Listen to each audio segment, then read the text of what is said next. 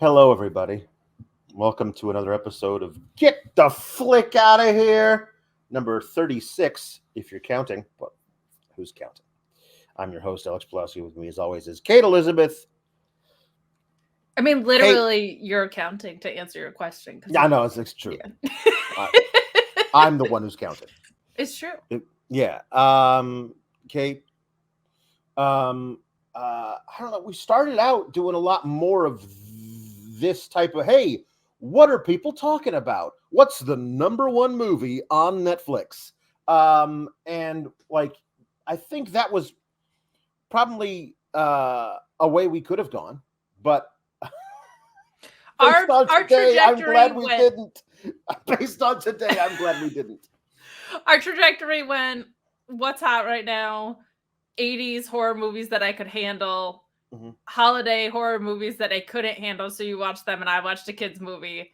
Terrible, like holiday season classics. Right. So I don't know if this is the cycle starting over again, where we're back at the beginning, or if this is just us switching it up. But both times we watched like the number one thing on a platform or whatever, they've been bad, and we're gonna get into it, but like bad in the same way, kind of. Yeah. Not a fan. Not a fan of what we're about to talk about. Right. I picked this one. You sure did. Mea culpa. We've each got a couple of those along the way. I assume anything we watch that is like this level of bad is just payback for me making you watch the Freddie Prinze Amy Garcia movie. So I've expected it, to be honest. Could be. See, like, this wasn't even my first choice. I just knew I didn't have a lot of time this week, and this was 2 episodes at the time I suggested it. 2 episodes of 22-minute cartoons, and I was like, I got time for that. I could squeeze that into my busy schedule. So I suggested that, and then they dropped 2 more yesterday. So when I sat down to watch 2 episodes, they were like, here are 2 more, and I was like, nope, sorry. Even if these were good, I don't have time to watch 2 more. That's not surprising for probably like an average watcher, and I wouldn't call you a completionist, but like when we watched Mannequin, you watched Mannequin 1 and Mannequin 2, right? Like I wanted to get the full story, you understand?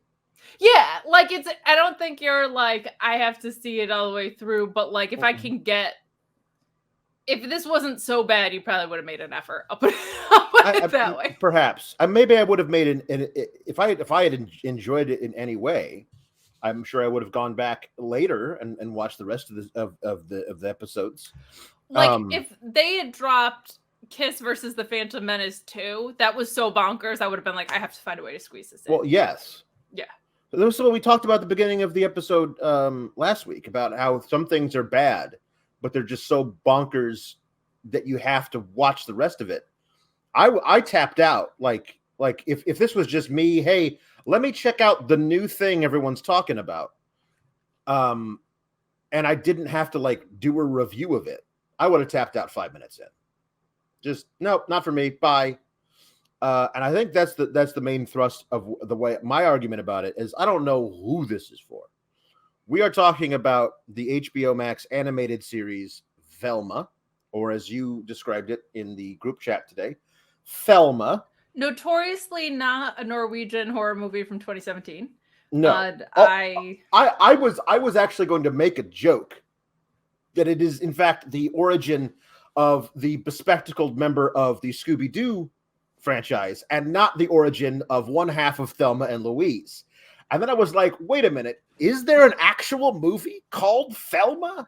Thelma? Let me go ahead and head to the old IMDb, and holy crap, there sure is. And little inside baseball, you had suggested Thelma, and right away, Melissa, who does the stuff, our wonderful people who do the graphics, ran over to her little Google machine, found the actual poster of Thelma, a Norwegian language psychological thriller from 2017, and then made up the thumbnail which she was going to insert our faces talking about Thelma. And it was a good thing that I was like, I made the joke, like, hey, just in case you think it'd be funny. No, she actually went ahead and did the thing. So this is basically... I'm kind of sad you did, because what if she didn't double check and then we're talking about this? It would have been funny in a really weird... I know you're very chaotic. You're incredibly chaotic, and that's why we love you. But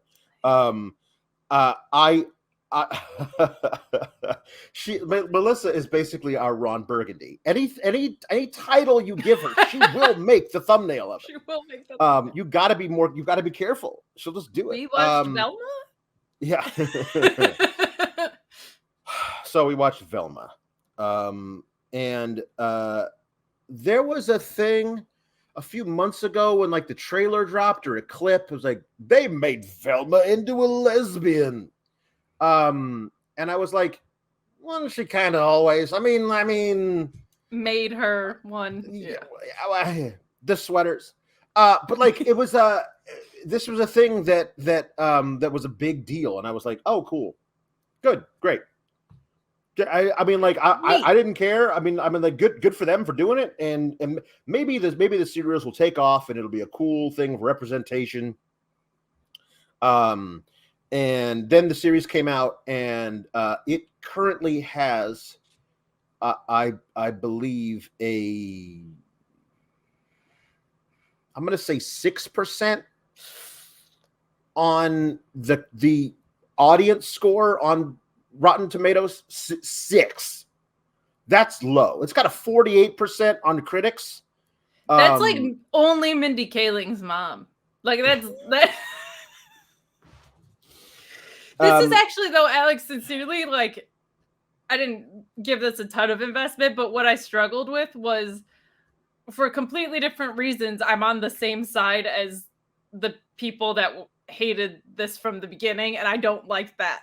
Like, I don't like agreeing with the people that were like, this is terrible, because it is terrible. Not for the reasons they said it was terrible, no. but it's really bad. It's really bad. So, Velma is the brain project of Mindy Kaling, which a lot of people still know mostly from The Office. She had the Mindy Project, other stuff. She's done a lot of stuff. She's in producing, all this kind of stuff. I really like Mindy Kaling. But she is the voice of Velma.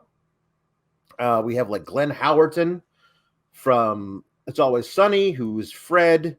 Sam Richardson from another movie we're gonna revisit, Senior Year, and I believe also Community. Was that where he started? I think so. And he was in Hocus Pocus 2. But he's the voice of Shaggy.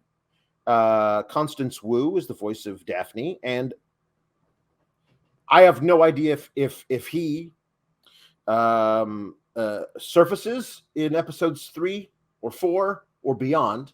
But if Scooby-Doo is in this thing, I haven't seen him yet. There's no Scooby, no Scooby-Dooby, none of that.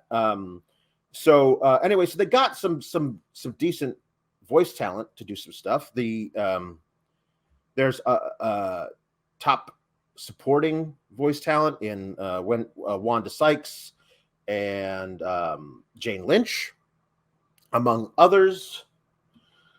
It's got a decent pedigree for the people who put it together. It just doesn't make sense that they made this. You know what I mean? Like, while they were making it, did they think they had a hit on their hands? You know what I mean? Like, did they think this is great? People are gonna love this. We're gonna piss off some people, but screw them. The other people are gonna love it. And I'm like, no.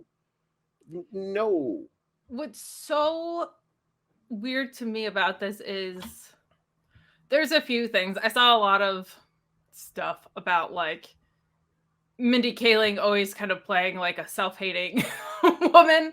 And I think maybe that doesn't translate.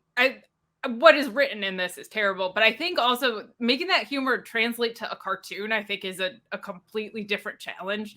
Like that, I think is almost like the opposite of what we talked about with Marcel Deschelles, where like moments of that, it was great that a human being wasn't there. I think some of this loses that. But the roster of voices feels like, from what I've seen of their work, like they would completely get, like if you watch It's Always Sunny and stuff, like it feels like they would very much get delivering the type of humor that they were going for, but just an absolute swing and a miss from what they were going for. This is annoyingly self-referential, but in episode 1 they say something to the effect of like, a good show needs a good story and a hook or something like that, and I'm like, that is the opposite of what you guys did in the show. I don't know if that was supposed to be like satirical in any way, but like what I found frustrating about it was not the edge they added to it. I think that's fun. What frustrated me about it is that when they changed people's identity, either for race or like sexuality or whatever, they just erased every character trait, it felt like, of everybody you knew. And it feels like so little of this is about them actually solving a murder mystery, which is supposed to be the fun part. Like live action Scooby-Doo 2 should not be clearing this head and shoulders. You know what I mean? Like that's not. There's if you got HBO Max, please hurry up before they pull all of this off the surface too. But everything Scooby-Doo wise is on there. You can find all the stuff going back to the original series. I believe they even have a pup named Scooby-Doo, which was a little after my time, but my younger brother loved it on Saturday mornings. And then all the more recent reboots, films and television, they're all there, and they're all way better than this. Yeah. And like way better than this. They were able to put in some references for the adults watching that would like, you know, would make the adults laugh while not abandoning the fact that it's, you know, basically for kids. This is super not for kids, but the references are either super meta or just not funny, or there's way too many of them. You can't do like 6 meta references in 4 lines of dialogue. It requires your brain to like make the connection, and you're missing stuff. Like it's just it's so first of all, it's Velma's story. She's entirely central. She's South Asian, which is fine. There's no problem with that. It felt like the writers have a problem with everybody that they were. Here's what it is. It feels like they know a certain segment of the population is going to have a problem with that. Right? They know, oh, you changed the race. The people who were up in arms because the new Little Mermaid is black, and now we got to burn the whole thing down. Those people are gonna be really angry that you changed the race of Velma. And I'm like, okay, great, but here's the deal: those people aren't watching your show. So the idea that you have to every now and then poke them, like you're like, no, like the people who I'm assuming you're making the show for are fine with it, and they're cool with it, and they may even be like super positive about it. So you insisting on ignoring them to like poke fun at a different group who's not even in on the conversation right now because they checked out forever ago when you dropped a clip where Velma's a lesbian. So there's no need to base your entire humor on, hey, you over there who's not even watching. Like, I don't know why you're doing that, because you're just taking it away from everything else. It's not an occasional poke. It feels like that's what the whole show is. Like, I don't mind a jab every now and then. I find that hilarious. And they weren't nobody who holds that belief based on the trailer dropping is Right. also in for a conversation. They decided they made up their mind before they were even going to watch it, and they're not watching it. Yeah, it feels like if the idea is that you're supposed to have representation, you're not representing anything except for the stereotypes. And even if that wasn't the intention, that's what you made the show about. So that's 100% on, is that like they made this about pissing off that segment of people, and in doing that the way that they, I mean, I'm a white woman who's straight.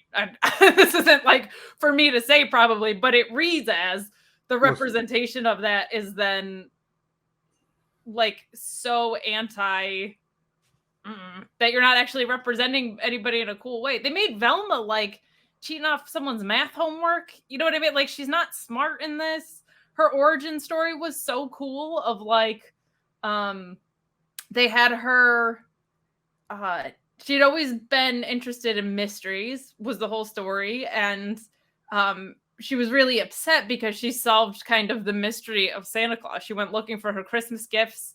And this was actually so good. I loved this. Like, she went looking for her Christmas gift. She was so upset that she ruined Christmas. She didn't want her parents to be upset. She wasn't going to get surprised anything was under the tree. And so her mom like went missing, and Thelma was going to then solve the crimes of like going to find her mom, essentially, as like that was like what cultivated her love for this. And they kind of turned it into this idea that like, oh, maybe her mom literally just pieced out because she was an insufferable kid. It's like, come on, that's such a cool, like, sincere origin story. It could lead to so much character development, but they like, no problem with the fact that she's a lesbian. I have a problem with the fact that she's in no way Velma. She doesn't come across as smart. She's not really that clever in the way she goes about putting things together outside of like a couple things, but just a bummer. And then same with everybody else. Like, they make Daphne someone who's selling drugs, which like is kind of funny because she was such a goody two shoes. And I get trying to contrast and offset stuff, but like you can't wipe away the other aspects. Like Thelma, I'm doing it again. Velma could be super smart and still need to cheat off of someone's math homework because that's the one thing she sucks at, or whatever, right? Like, so it felt like a miss from, these aren't the same characters of Scooby-Doo. Like, it just isn't. And we talked about this, that they're doing, and again, I don't know, this may be like a whole season-long arc or something, but the character of Shaggy, who is again, this is another thing that they've done. It feels like they are doing this deliberately to piss off people who are already going to be pissed off and aren't going to watch the show. You know, they're just not going to take the time to watch the show. They've already formed all their opinions about it. And so they're not going to watch the show. So you insisting on doing stuff like, hey, not only is Shaggy black, but he's from a mixed race family, and you don't like it when the race is mixed, do you, redneck? And it's like, okay, but like those people aren't watching, and I mean, like, I don't even know why you're doing that. Like, it's a weird thing why they it's not like a, hey, Shaggy's dad is white and his mom is black, and that's totally cool. We're not even going to bring it up because it's a totally normal thing that exists in the world, and it's fine. It's like, you don't like it, do you? And it's like, I'm watching the show. I'm watching it. I assume after the first 10 minutes of the first episode, you've weeded out all the people who don't like the show. And then you can stop like poking at them because they're not here. They're not watching, so they don't get all the jokes. No, and it's so counterproductive to, like, that's the thing you're gonna run with for someone who's like actually a mixed race character, is just like, it's such a bummer in that way. And like the kind of one of the only things that was an Easter egg so far to the original Scooby-Doo was that his dad looks exactly like Shaggy. Right. And we do find out his name is Norville. It's always been Norville. He just didn't like the name Norville, so he went by Shaggy. Right. But Yeah, just Oh, and he's also super straight laced and anti drugs, right. which is the joke. Like that itself is referential, and I'm wondering, like, if it was me, I would write that as the joke, like, hey, Shaggy's super straight. He's not straight laced. He's totally sober. Won't touch drugs. Doesn't like them. And then you put an inciting incident in the first episode where maybe he has a pot brownie or something, and like his world changes. Like you don't like do like I don't know, a 12 episode arc where by the end because instead it's not an arc. He just keeps making jokes about how he doesn't like drugs. Not jokes, mentions it. Like I don't like, he's like, man, if I ever get into 420 culture, just shoot me in the head. And I'm like, all right. Well, I don't even know what that's for. You mentioned Velma's origin of blaming herself for her mom going out to buy her a Christmas present and never coming back.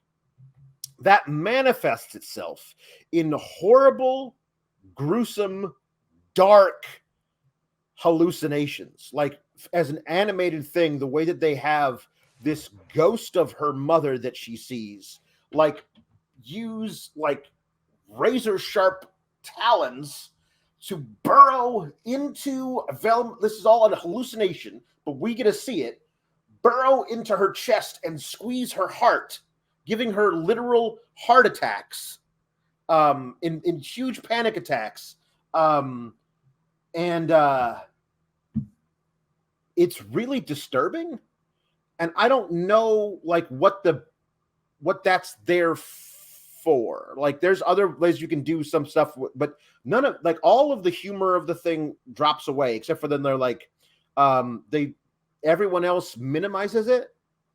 So there's something to be said about there are people with crippling anxiety who get panic attacks, like who have certain things like this, and you're showing this in a way that is traumatizing for those people possibly, but also minimizes their struggle with it because everyone else in the series just thinks it's Velma trying to get attention, which is it's a weird line that you're trying to walk that doesn't feel like you're actually doing anything. The only reason I had like any room for that is I'm like, well, maybe that does pay off down the line. Like maybe there is something, right? But you gotta make sure you've drawn in your audience that will stay with you to see that payoff. Okay. But you haven't, because the whole thing is that you've decided that so I was trying to think of how to describe this. These kinds of things, like adult animation, has a certain kind of viewership. Okay. There are people who will, the anti-woke folk, will watch some of this stuff because they think it's actually speaking to them. Right. They think, oh, hey, they're chaotic and they don't care if the world burns. Yeah. Awesome. Or whatever. Right. But then they identify with Cartman, which is scary, right? Like, right, exactly. Okay. So they think Cartman is not a commentary on those people. They think he's actually that. Okay.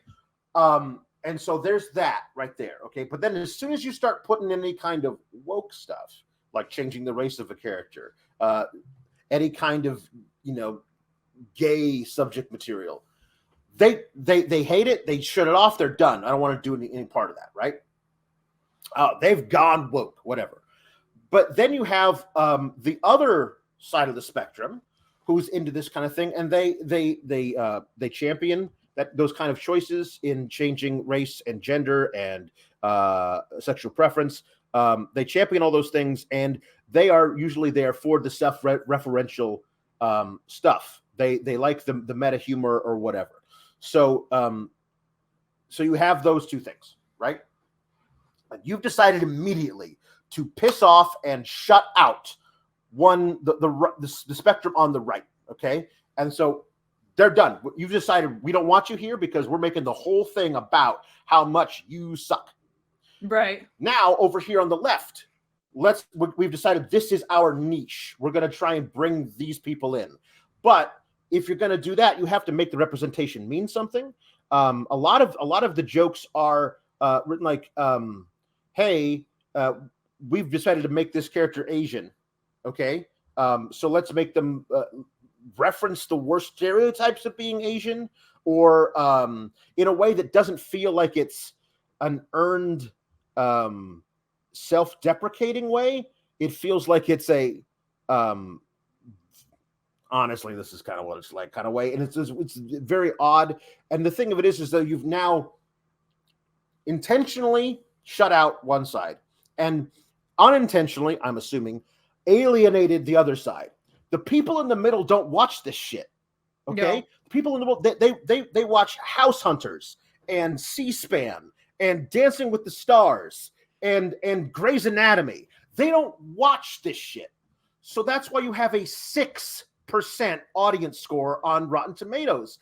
I don't think this is for anybody. And I feel like the kind of like a lot of the humor is mean-spirited.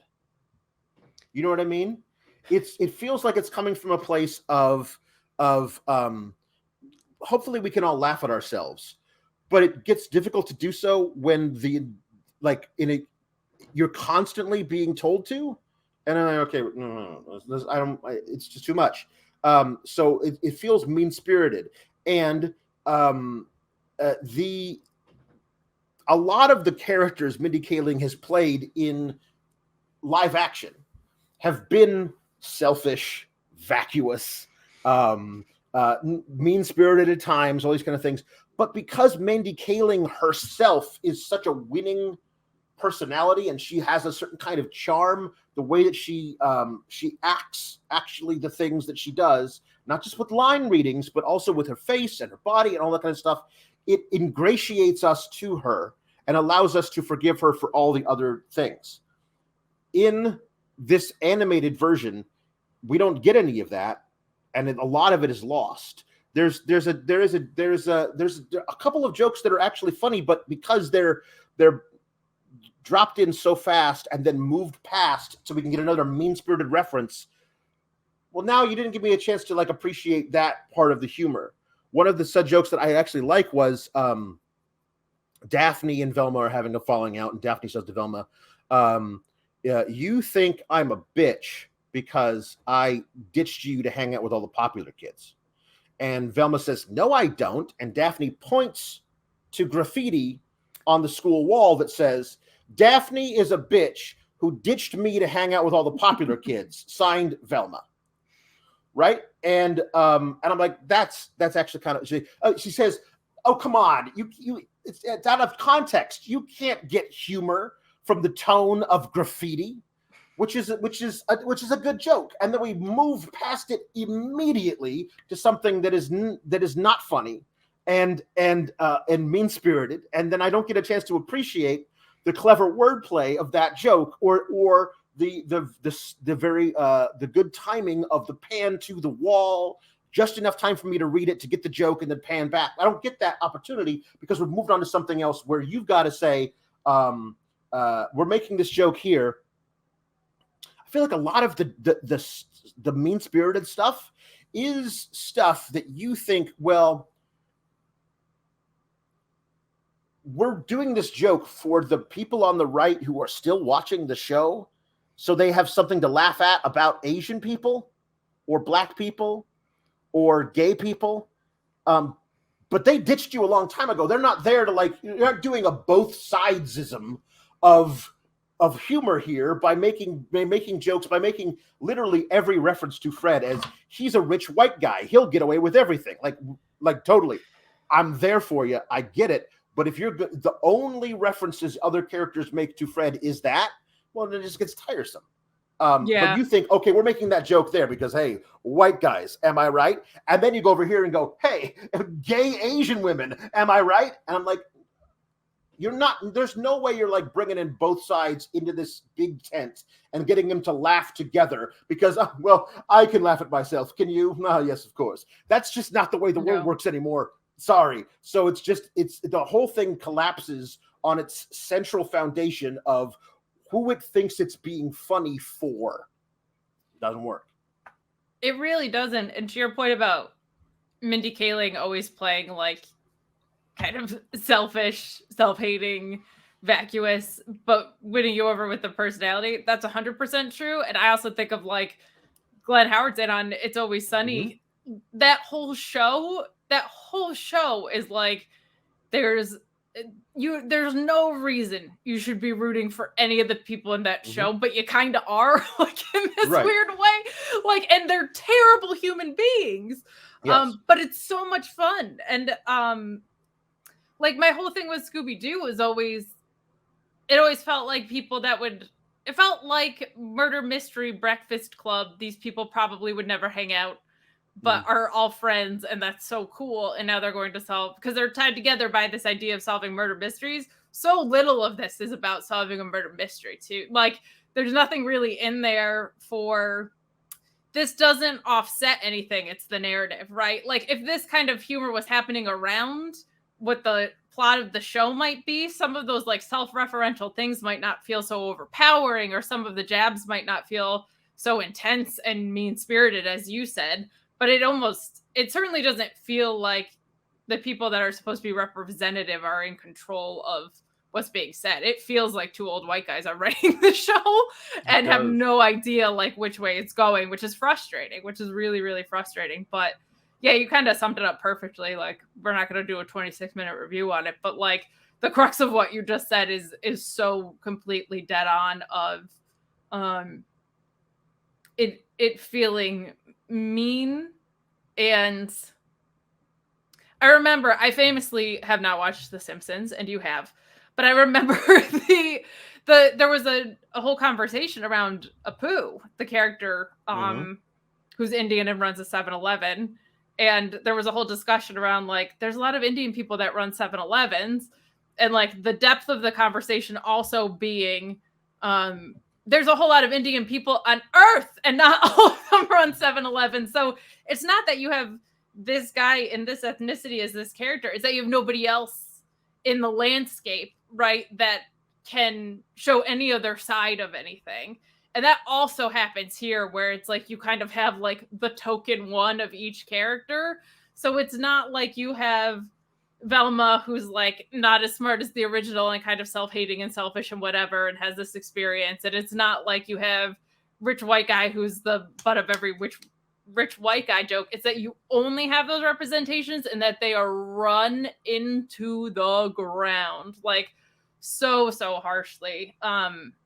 And there's no breathing room around any of it, because that's your cast of characters. That's not even like, that part's not their fault. That's what the show is, right? Like it's about this group of people, but it also loses the idea of like this lovable band of misfits. For people that are here from wrestling world, I always looked at best friends kind of like that, or like my favorite wrestling stables are always people who don't belong together but work together.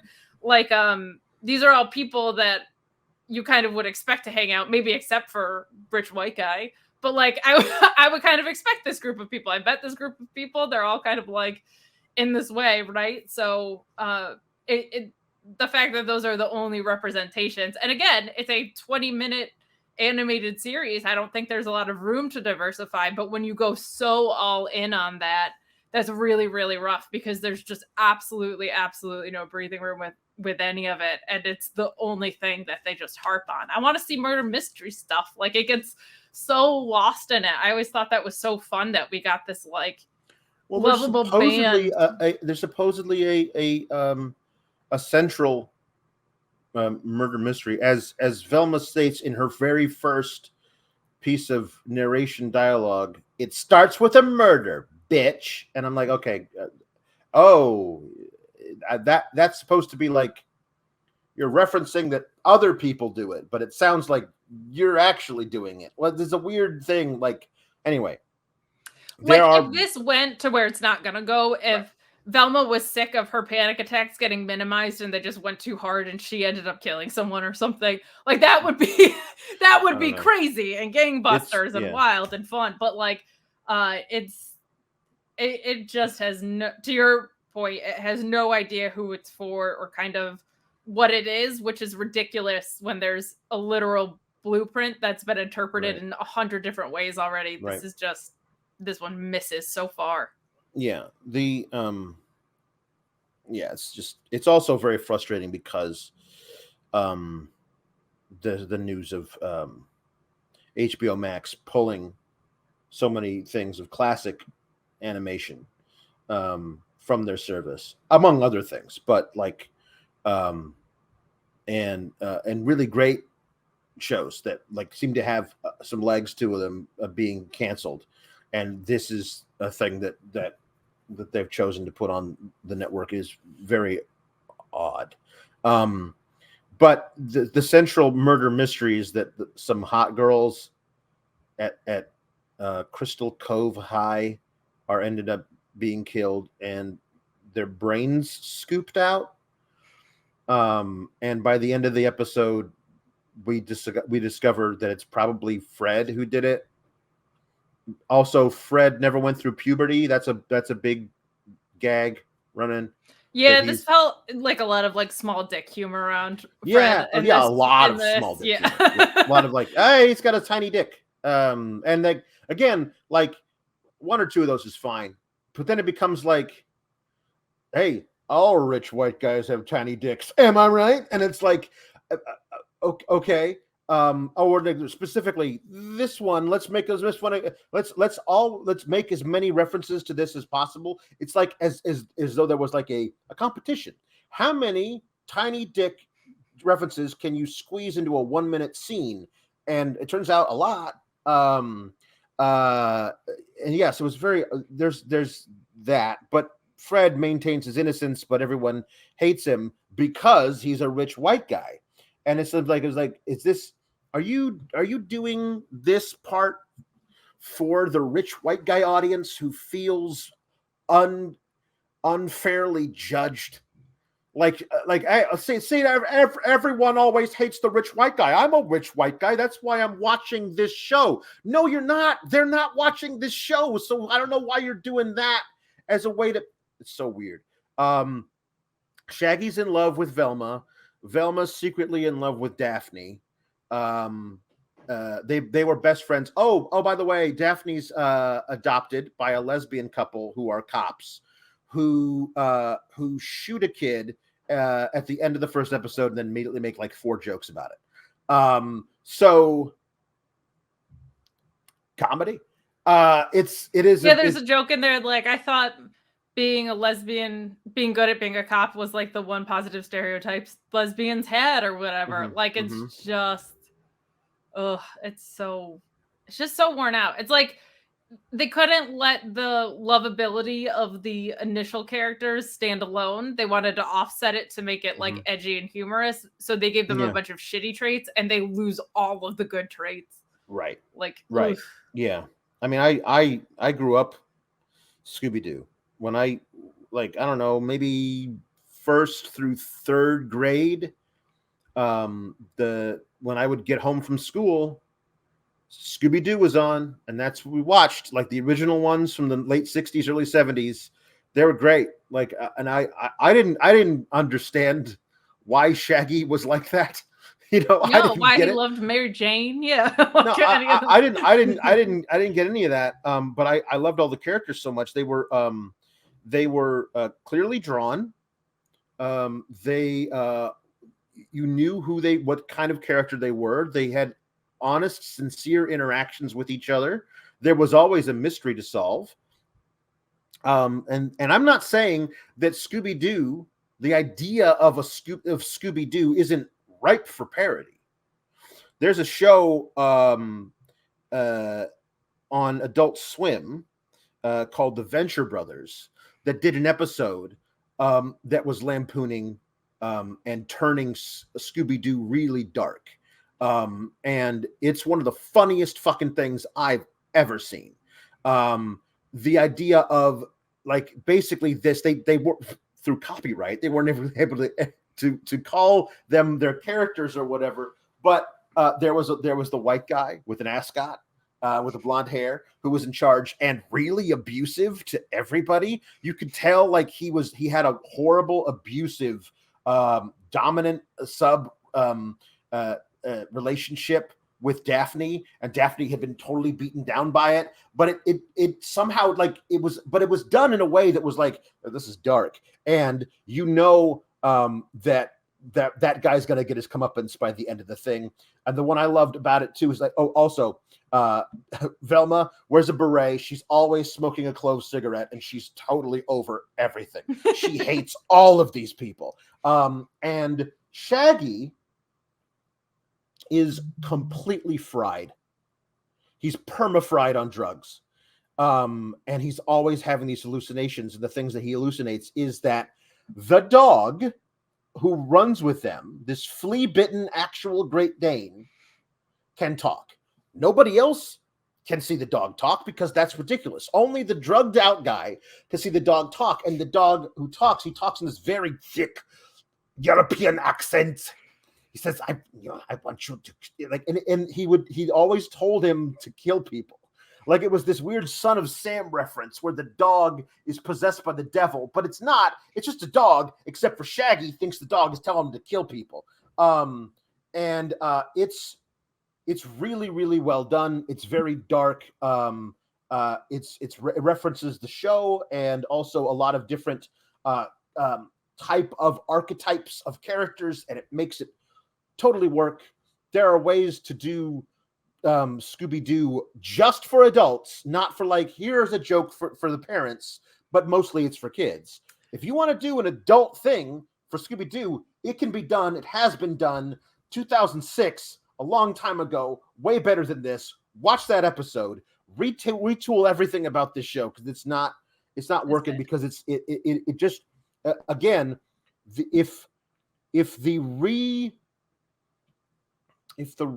recasting of everybody of different races is simply a thing that you did to piss off a section of the audience, and then because it doesn't feel like it's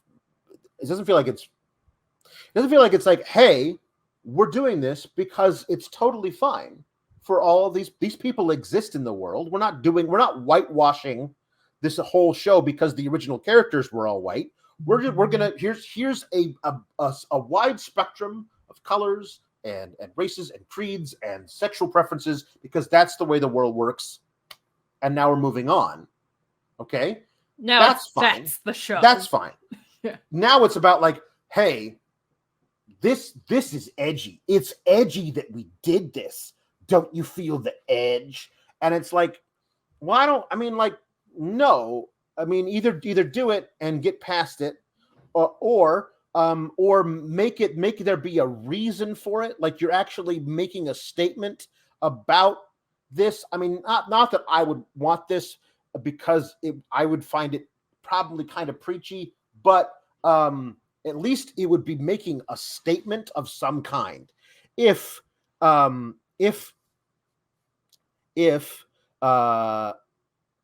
every time they're at a crime scene looking for stuff, the cops pull their guns on Shaggy because he's the black one. You know what I mean? And everyone's got to talk him down. Like he obviously did it. Like if that was the thing, that it probably would get kind of overbearing or whatever. But if that's the comment you're trying to make, fine. I guess the comment you're trying to make is that rich white guys are unjustly prosecuted all the time, which feels like the opposite, but all right. Persecuted all the time. All of it doesn't make a lot of sense. And also like the gay subject matter feels like, again, it's just something that you did to get attention, which shouldn't be. It feels like the writers made these characters gay to get attention, right? And one of the things that they keep saying in the show is that people who are gay are choosing to be gay to get attention. And And I feel like that the dovetailing of that is just it's not the statement you're trying to make, and also it reflects poorly on you because the joke that it's a joke, but it's not really a joke because that's a problem in society that people still think that you choose to be gay to get attention, but you make the joke of they're choosing to be gay to get attention, but you've actually chosen to make the characters gay to get attention. And that's, I don't know if you recognize that, and it's just it's just not funny. It's not saying anything, making a declarative statement that needs to be made. It's just not something worth watching. That's the thing of it is. I won't say it's bad. I'm just saying, like, you don't know what you're doing it for. You don't, like, you could pick a lane, and I think you would actually be a decent show. But you've decided to do all the things and reference all the things and piss off everybody, and but while not actually making a statement about why you're pissing them off. So you've just failed. You failed. It's like a show can be bad, right? And a show can be an utter failure. And they don't have to both be the same things at the same time. This show is an utter failure. But I won't say it's bad. I'm just saying because there are really good moments in the show, but they're sandwiched between all this other stuff that I feel like they're doing on purpose just to get a rise out of people. And that's no fun to watch. So it's an utter failure. I was immediately thinking of when you had said the thing of like everybody pulls the gun on Shaggy / Norville. Not a fan of this recent chapter of Dave Chappelle at all, but it made me think of he did a really great sketch where I think it was like an electronics store, like it was supposed to be a Best Buy thing. And they had a black guy who I think was just looking at something. And there was just a white guy just walking out with like a full cart of stolen electronic, like, and the cops were all over him. And it was really, really cleverly done. And it felt like, because Dave Chappelle at that time was in control of every aspect of the racial narrative that they were telling. And I felt like it was hilarious and well done. So there's ways to do that. Like you said, just shouting it and it being the entire show doesn't work. And I'll say it's bad. I'll say it's bad because to me, like, the measure of if something is bad or good is it, to me, is kind of a part of that is, do the moments that are good outweigh how bad everything else is? And that just does not happen here. And you're right. And that it's a failure and that it doesn't know what it is or who it's for. It's bad because I find so little redeeming about it that, like you said, if we weren't doing it for this, I would have just turned it off. So to me, that's bad. I'm like, if I can watch terrible wrestling on a weekly basis and still be kind of into it, this is not good. So I said before we went on air, I'm mad in the way that it's bad. Yeah. Like I expect reboots. And the other thing is, like, reinterpretations have been done before with this too. Like even the action movies, like they were, I'm not gonna say edgy, but they had like adult humor in them and like sexual references. So like the idea of sexualizing characters from this franchise has already been done. The idea of like all the play with like drug references and stuff that was in the initial ones have already been exaggerated in other places. So part of it loses it because we've already seen even that piece of it, right? So I think they were trying to do something different and cut through those, and it just does not work on pretty much any level. Yeah, it sucks. Yeah, it does. It's one of those things of, yeah. I mean, I don't know why I'm so hesitant to call it bad. I feel like I guess I have too much faith in the people who made it. Yeah, and we only watched two episodes of it. Right, we only watched 2 episodes. That's true. We only watched 2 episodes. I can't imagine it getting much better. because it feels like this is the tone of the thing. Like they're at least without giving us, not with what they already did. Yeah, like that's not going to be better. No, like it's like if it's just more of this, then count me out. Like, and also there's like a lot of like just random, like just humor, like Velma's stepmom is very pregnant and taking a lot of like really revealing pregnancy Instagram photos while having a very serious conversation with Velma, which takes the attention away from all the sight gags you're trying to show us with the photos, but also makes it impossible to pay attention to the dialogue that you're doing, which just feels like a giant swing and a miss with both ways. But like it's like, oh, those moms like who are trying to be hot and sexy while pregnant, and like, I guess I do. I mean, it feels like you're poking fun at a very specific thing. It's not like one of those like, hey, we all agree this happens. I mean, what's the deal with airline food is a very different thing than this, which feels like it's like, I have a friend whose ex-girlfriend did this. I'm going to write a whole 6-minute scene about it. I'm like, well, that makes sense to you, but I don't know why we're spending all this time on that. There's just a lot of just weird random humor that doesn't quite play. And the mystery isn't interesting to me. Like, it's not that mysterious. Like, right. It's probably Fred is the feeling, right? Like but it's probably Fred, but it can't be Fred because eventually Fred joins the mystery gang, because this is all like what they're trying to show you is that the mystery gang is a thing that actually happens. So this is how it all started, which if it is, then Fred's not in jail for murdering a bunch of women. Correct. So I guess he doesn't, but I can't think of a character who they could like pull the ghost mask off of at the end of the series or the season to be like, it was Old Man Withers. Like, it's not. Yeah, it doesn't have one of those. He was trying to keep people away from the amusement park so he could dig for gold. Like, I don't know where the reference is. There are a bunch of Lego movies of Scooby-Doo that are way funnier and way more like pop culture referencey or archetype, like taking the piss out of certain things that are way better than this, that I've watched with my 5-year-old, and she's laughed at all of the random stuff in them, and I've laughed at all of the actual adult stuff. It's way better than this.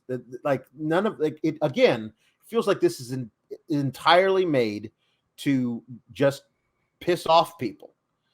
And I don't know how that gains an audience. And that's the problem with your 6% audience score.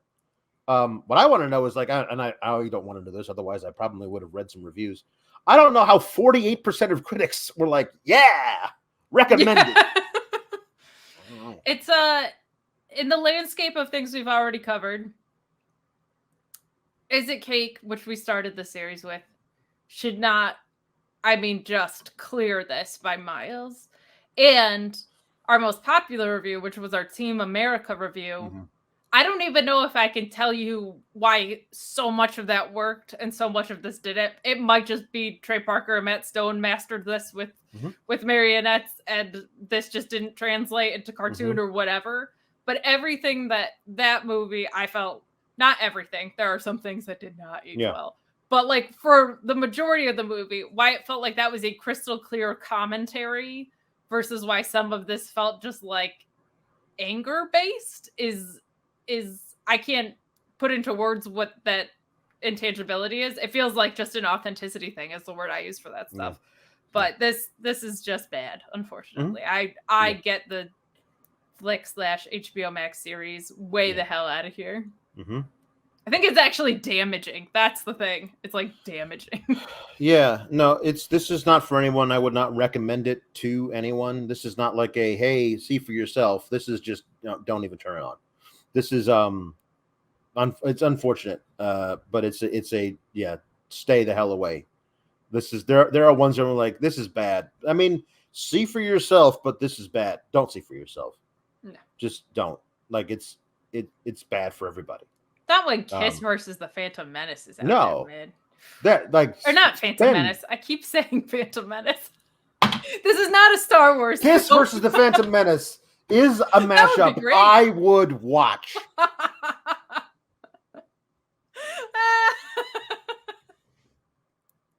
Somebody create that movie, please. And present day Kiss, by the way. Like, yes.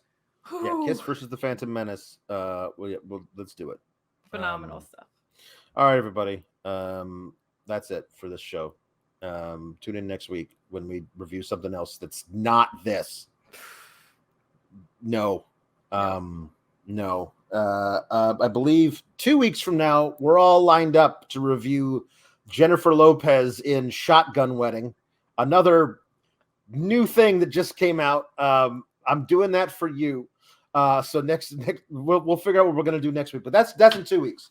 2 weeks is Shotgun Wedding starring Jennifer Lopez and also Jennifer Coolidge, who I can already tell is going to be the best thing about that movie, as well as the best thing about anything she's in. Yep. She's a dream. So look forward to that in 2 weeks. Next week, but 2 weeks we're doing that. Until then, this is Alex 4K telling you to get the flick out of here. Bye, everybody.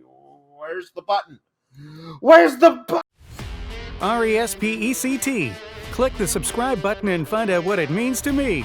Nah, that doesn't have a ring to it. But if you like videos about real news stories that are funny, stupid, or weird, subscribe now.